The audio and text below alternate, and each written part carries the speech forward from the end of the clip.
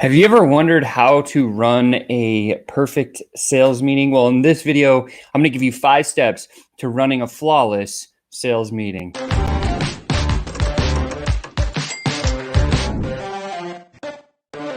What's happening, Sales Ascender? Sean here, back at you with another high-ticket tune-up. So let's just jump right into it, shall we? Today's question came from Bob. Bob asked this. He says, Sean, I just hired my first sales pro. How on earth do I run a sales meeting? And this can be so fearful for a lot of people, especially if you are a first timer when you first bring on your very first sales professional. So today I'm going to walk you through 5 steps to running a flawless sales meeting. I'm excited to share this one with you, so stick with me all the way to the end because there is a little bit of a bonus at the back end. So first and foremost, let's talk about this. Like when you first get started in business and you're starting to build your own business and you actually have to go close some deals, you're going to do that, right? And you're going to do okay. And then eventually you get to a place where you say, okay, now I got to offload the responsibility of actually running a sales team or building a sales force so that I don't have to be the one to sell anymore. A lot of entrepreneurs come to me and they say things like, Sean, I just don't want to sell anymore. Can you help me hire a sales team? That's what our high ticket agency actually does for some of our high ticket clients. However, a lot of people aren't in that place yet where they're ready to hire an agency to help them do that. And I think it's important to do that because it's basically like hiring somebody that's already clicked all the buttons and knows where to go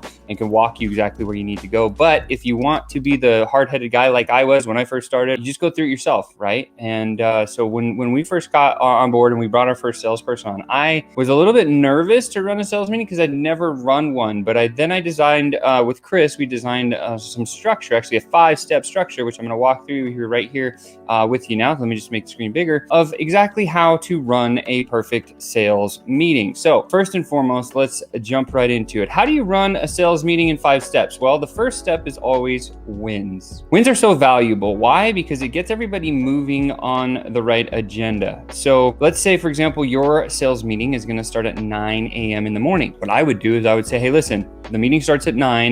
If it's 9:02 and you're not there, you're late.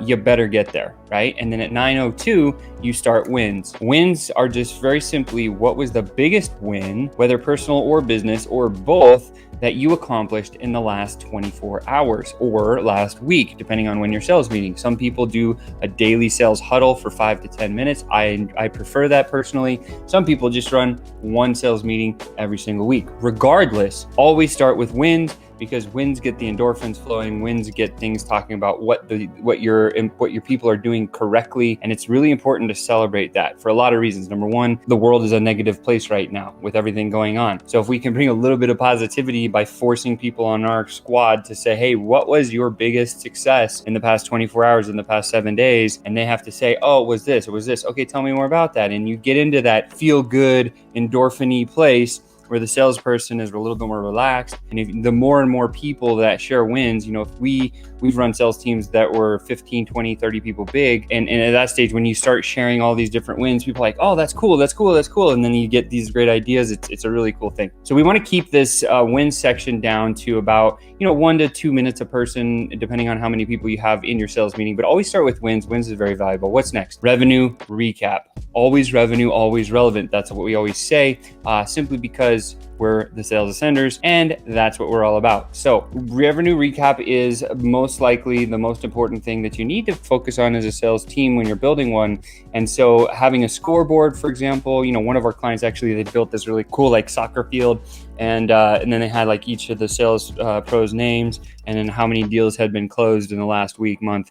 And it was really cool to see kind of that quick scoreboard chat. It's like, boom, here's the scoreboard. And it's like, let's talk about the revenue recap. What did you bring to the party last week? How many deals were closed? What are you doing there? Let's talk about all of that stuff. So getting into revenue recap, talking about the scoreboard, this is where you can identify slumps for your sales professionals. So very important to speak about this and just be open. Say, hey, the revenue recap is a safe place. It's the nest. It's the tree of trust where everybody can get together and we just look at numbers and we figure out which sales pipeline or funnel or whatever you want to call it is broken and where it's broken and how to correct it, right? So this is revenue recap is A, for the business to see how much revenue has been generated, but B, also to help identify the struggle points for your sales professionals.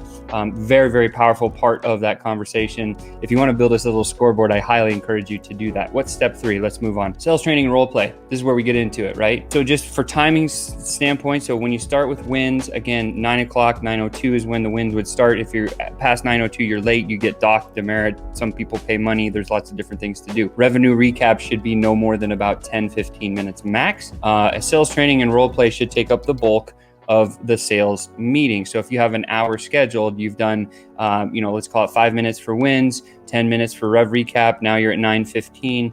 For the next 15 to 20 minutes should be sales training and role play. As the leader, you want to identify the easiest way to start is just with objections. Have all your sales pros write down what their biggest objection is, send it into you, and then you list in order of priorities, because you know your clients better than anybody else. What's the objection that you need to slaughter? And you say, here's this objection. We're going to smash it today. And you say your answer first, and then you have everyone else go around. You say, hey, Joe, I'm going to ask you this question. Hey, April, I'm going to ask you this question. And then they need to turn around and answer it in their version. And you role play like this with maybe just one a day. If you're doing little huddles, one a day is great. If you're doing it weekly, maybe you do 2 or the top 3 objections and you go around the room. Just make sure everybody can do that. If there's any other sales structure, sales stuff that you need to accomplish, if you're giving them a selling system to use, like we have a 7-step ascension method, this little sales training could be, okay, we're going to focus on this week. This is the step. This is how it works. Let's practice. And then you do a quick little bit of role play, have everyone walk through that one thing. Keep it to one thing,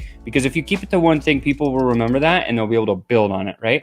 And it's always about reinforcement. It's about this Kaizen, continuous improvement. And so if you just give them little bit, they're going to move forward. So sales training and role play should take about 15, 20, maybe 30 minutes of your sales meeting. So if we went wins is the first 5 minutes, revenue recaps the next 10 minutes, that's 15 minutes. Sales training is going to be probably about, let's call it 30 minutes. If you're meeting for an hour, 15 to 30 minutes is kind of the right time. Next is going to be goals. What's your goal for today? What are you going to do to increase the revenue? What are you going to do to increase your sales abilities? What are you going to do? What's the one thing that you heard today that you're going to put in play today? What's the goal? So what is their goal for the week? And then lastly, what's the biggest takeaway from the meeting? Maybe it was an aha moment. Important to have people say, oh, well, today I learned this. I heard this. I'm going to start saying this. This is my biggest takeaway from the meeting today. And that's it. Those goals should take less than 5 minutes. So if you're 45 minutes, that's to 50. Biggest takeaway should be in another 5 minutes. That's at 55 minutes. And now you've done a full sales meeting in 55 minutes or less, depending on how long that sales training and role play. You could usually, we like 45 minutes. So our sales training and role play is anywhere from 15 to 20 minutes. And then we go into goals for 5 minutes and we take the biggest takeaway for another 5 minutes.